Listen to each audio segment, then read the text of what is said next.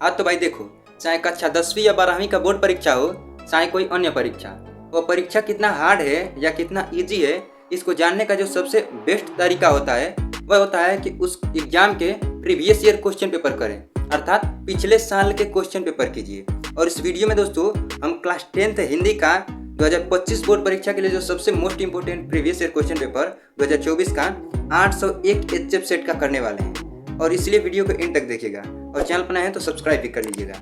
चलिए वीडियो को हम स्टार्ट करते हैं। तो देखिए दोस्तों, सबसे पहले हम यहाँ पर स्टार्ट करते हैं खंड अ बहुविकल्पीय प्रश्न जो आपके 20 आते हैं उससे। तो देखिए, जो पहला क्वेश्चन पूछा गया था वह था कि आचार्य रामचंद्र शुक्ल प्रसिद्ध हैं, तो इसका सी वाला सही था दोस्तों, आलोचन साहित्य के लिए। चलिए आगे बढ़ते हैं। आगे दूसरा क्वेश्चन आपका यहाँ पर दिया गया था, गोदान उपन्यास के लेखक हैं, तो गोदान उपन्यास के जो लेखक हैं दोस्तों वह बी वाला सही हो जाएगा, मुंशी प्रेमचंद। चलिए तीसरा क्वेश्चन देखते हैं दोस्तों। तीसरा आपका यहाँ पर दिया गया था कि नीड़ का निर्माण फिर के रचनाकार कौन है, तो यहाँ पर आपका ऑप्शन नंबर ए सही हो जाएगा, हरिवंश राय बच्चन। और यह नीड़ का निर्माण फिर क्या है दोस्तों, आत्मकथा है, उपन्यास है या फिर क्या है, आप नीचे कमेंट कर कर बताइए। तो अब तक हम चौथा क्वेश्चन देखते हैं कि झूठा सच उपन्यास के लेखक हैं, अर्थात झूठा सच उपन्यास के लेखक कौन है, तो इसका सही आंसर ए वाला है दोस्तों, यशपाल। यशपाल जी झूठा सच उपन्यास के लेखक हैं। चलिए आगे बढ़ते हैं। आगे पांचवा क्वेश्चन, छायावाद की मुख्य प्रवृत्ति है, तो इसका सी वाला सही था दोस्तों, श्रृंगार और प्रेम वेदना। चलिए आगे बढ़ते हैं। आगे छठवां क्वेश्चन दिया हुआ था, कलम का सिपाही जीवनी है, तो इसका बी वाला सही था दोस्तों, प्रेमचंद की। अब देखिए दोस्तों, यह क्वेश्चन दो तरीके से पूछता है। पहला कि कलम का सिपाही किसकी जीवनी है, तब तो आपका आंसर बी हो जाएगा, मुंशी प्रेमचंद। लेकिन दोस्तों यही अगर इस प्रकार पूछे कि कलम का सिपाही जीवनी किसने लिखा है, तब आपका आंसर होगा दोस्तों अमृत राय। अब देखिए दोस्तों, इसके पीछे का कॉन्सेप्ट समझ लीजिए। देखिए, जो मुंशी प्रेमचंद जी हैं ये अमृत राय जी के पिताजी थे। अब जब इनका मृत्यु हो गया मुंशी प्रेमचंद जी का, तो अमृत राय जो कि इनके पुत्र थे, उन्होंने इनका ही जीवनी लिखा जिसका नाम क्या था, कलम का सिपाही। तो अब इस प्रकार आप समझ गए होंगे कि जब पूछेगा कि किसकी जीवनी है तो मुंशी प्रेमचंद की, और किसने लिखा है तो उनके पुत्र अमृत राय ने। चलिए हम आगे बढ़ते हैं। आगे सातवां क्वेश्चन, घनानंद किस काव्यधारा के कवि हैं, तो इसका सी वाला सही हो जाएगा दोस्तों, रीति मुक्त। ना तो रीतिबद्ध होगा ना ही रीति सिद्ध होगा, यहाँ पर आपका सी वाला सही हो जाएगा, रीति मुक्त। चलिए आगे बढ़ते हैं। आगे आठवां क्वेश्चन पूछा गया था कि हंस पत्रिका के संपादक, तो आप सभी जानते हैं बी वाला यहाँ पर सही हो जाएगा कि मुंशी प्रेमचंद जी हंस पत्रिका के संपादक हैं। चलिए नौवां क्वेश्चन आपका यहाँ पर दिया गया था, जहाज का पंछी कृति की विधा, तो सबसे पहले जान लीजिए दोस्तों, जो यह जहाज का पंछी है यह इलाचंद जोशी की रचना है, और यह किस विधा की है दोस्तों, तो यह उपन्यास विधा की है, सी वाला यहाँ पर सही था। चलिए आगे 10वां क्वेश्चन देखते हैं। आगे 10वां क्वेश्चन दिया गया था, तार सप्तक का प्रकाशन वर्ष, तो यहाँ तो आपका सी वाला सही हो जाएगा, 1943 ईस्वी में।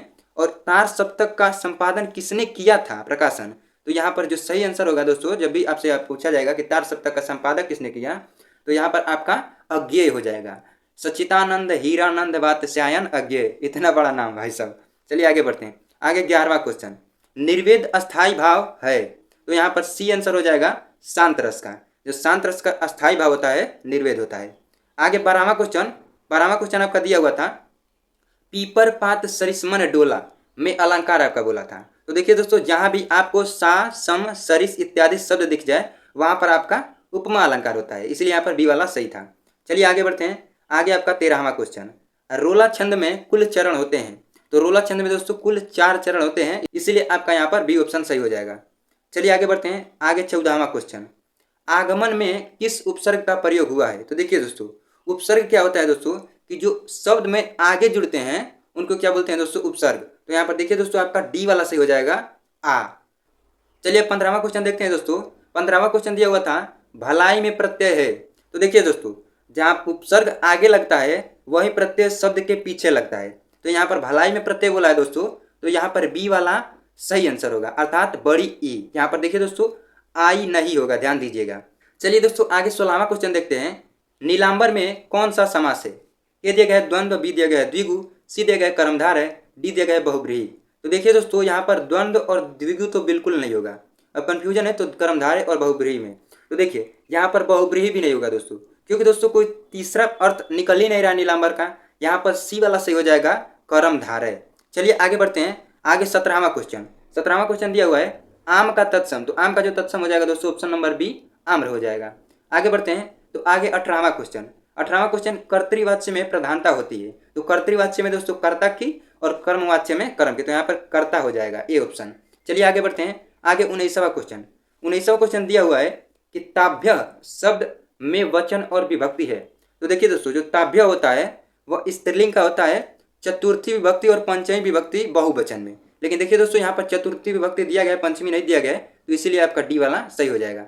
चलिए आगे बढ़ते हैं, आगे 20वां क्वेश्चन और बहुविकल्पी का लास्टवां क्वेश्चन। निम्नलिखित में से सर्वनाम है, तो यहाँ पर सी हो जाएगा, बिल्कुल आप सभी लगा दिए होंगे वह है। चलिए अब वर्णनात्मक प्रश्न जो खंड ब में होते हैं उन्हें देख लेते हैं। तो देखिए यहाँ पर जो गद्यांश से क्वेश्चन पूछे जाते हैं, तो यह पहला आपका गद्यांश जो है दोस्तों वह अजंता वाला जो भगवत शरण का जो चैप्टर है उस वाले चैप्टर से लिया गया था। चलिए आगे बढ़ते हैं, आगे आपका अथवा में यहाँ पर जो जयशंकर प्रसाद जी का ममता वाला चैप्टर है उससे ले लिया गया था। और आगे आप बढ़ेंगे तो आगे आपका जो पद्यांश वाला सेक्शन आता है वहाँ पर देखिए, तो पद्यांश पर आधारित प्रश्न, तो यह सुनि सुंदर बैन सुधार साने सयानी है जानकी जानी भले, तो यह जो था दोस्तों वनपथ जो तुलसीदास का था वहाँ से लिया गया था। आगे आप पढ़ेंगे तो अथवा में आपको दिया गया था सच्चा प्रेम वही जिसकी तृतीय आत्मबलि पर हो निर्भर, तो यह जो था दोस्तों यह स्वदेश प्रेम जो है दोस्तों राम नरेश त्रिपाठी जी का वहाँ से लिया गया था। आगे पढ़ेंगे तो आगे आपका संस्कृत खंड संस्कृत गद्यांश का संदर्भ हिंदी में अनुवाद, तो यह देखिए दोस्तों वाराणसी वाले से था। अथवा में आप आगे देखेंगे तो विश्व से सृष्टा ईश्वर एक एवं, यह जो दोस्त था यह दोस्तों भारत संस्कृति वाले चैप्टर से था।